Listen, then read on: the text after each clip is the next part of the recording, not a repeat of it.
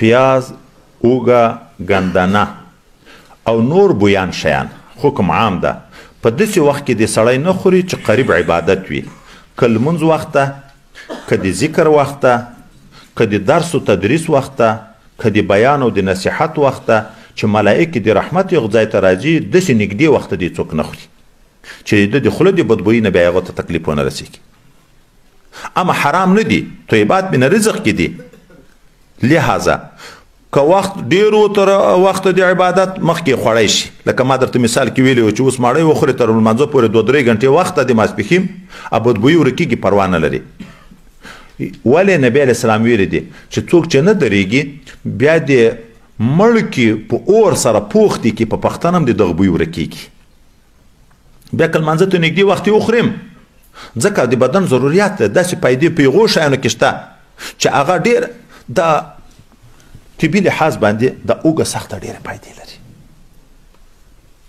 چې موږ خوړی نه شو ځان کوو، ځکه خو سړی لګیا دی سبقو سره، کدي دومره نهایت زیاتې پیدې چې په اوږې کې ښوولې دي، سترګو نظر زیاتوي، کلسټرول ختموي، وینه صفا کوي، مردانه طاقت زیاتوي، د نس چمجي مړه کوي، دومره ډېرې پیدې ښوولې دي چې تر حد زیات.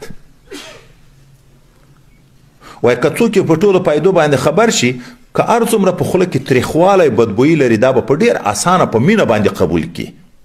پیدې دومره ډېرې دي. دغسې په پیاز کې ډېرې پیدې موجودې دي.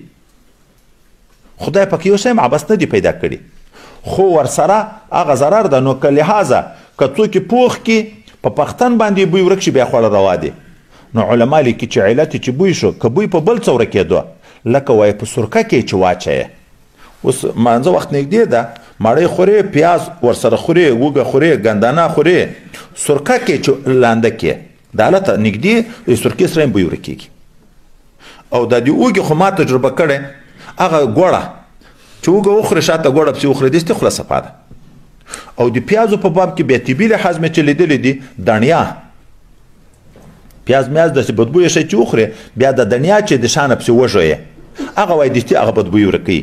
نو دا معنا چې که بدبویي ورکه شو، په هره طریقه باندې بیا پروا نه لري. خو د بدبویي په حال کې لمونځ، ذکر، مجلس علم، مجلس وعظ و نصیحت ټول برابر دي، چې یو ځای ته د بیا سړی نه ورځي، یو ته ضرر ده. د پیازو کې دا خبره هم هسې را په یاد شوه، دا حکیمان دا وایي چې خوړل د ورځې ګټه ډېره لري، د شپې بیا ډېر ضرر لري. نور د معدې ښه و بد هغه ځای ته بیا حکیمانو سره مشورې کوئ.